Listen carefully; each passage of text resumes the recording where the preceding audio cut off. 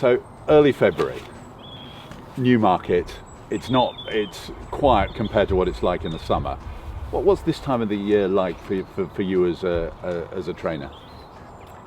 It's really a great time of year, Cornelius. I've always been someone who's loved January and February.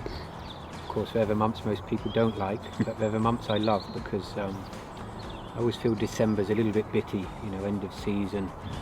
We're messing around with young horses, we're juggling stock a little bit, and we've got to filter Christmas and New Year into the equation with staff and horses, and I always find December a bit of a challenge. But January and February I really relish because I start to count back from the turf season, and you can see your plans starting to form, and generally we've got all the horses back in from their breaks and holidays, so we've got a full squad of horses.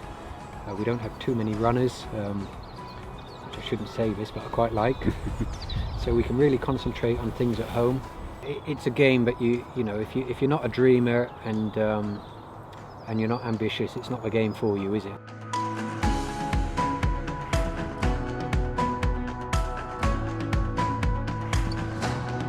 Really struck by the Opulence horses that we saw today, particularly if I may, just going through them, the list I have here. The one that really struck me was Azure 𝗣𝗄, and I thought you were quite struck by Azure 𝗣𝗄 as well. Yeah, hard not to be, Cornelius. She's a lovely filly, and I think I said to the syndicate, she's improved beyond recognition, really over the course of the last 12 months. She backed that up with 2 really strong winning performances. What I really like is what she's done physically since her last win.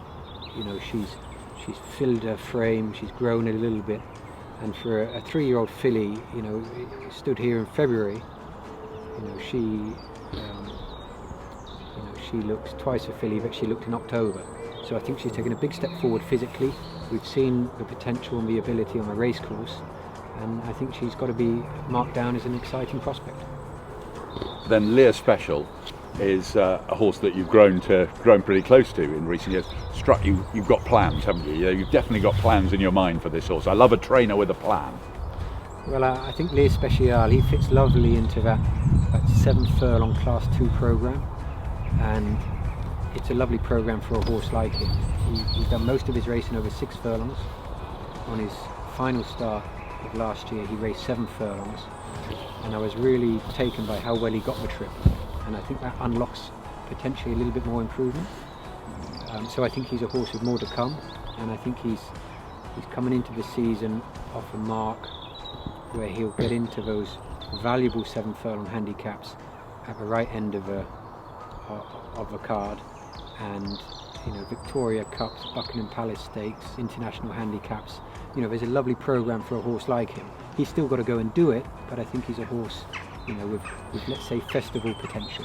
And they're big fields, heritage races as well. So actually fantastic to be part of as well. Absolutely. I said to the team, they're fun races to be a part of. They're hard to win, as you say, big fields, but they're valuable, and they usually get you racing on a really big day. Tyndrum Gold looks fantastic. Yeah, he's a horse, with few faults at the moment. Easy to say when he's unbeaten. He's won both of his starts. He's looked uncomplicated. I think there's a little bit of substance to his form. He's got an official rating of 88. He's won over a mile both times. He looks like he's going to stay beyond a mile. I don't know where this horse's ceiling is. I think there's masses of potential, and he's very likeable. A little bit like Azure 𝗣𝗄, you think his best days are still ahead of him.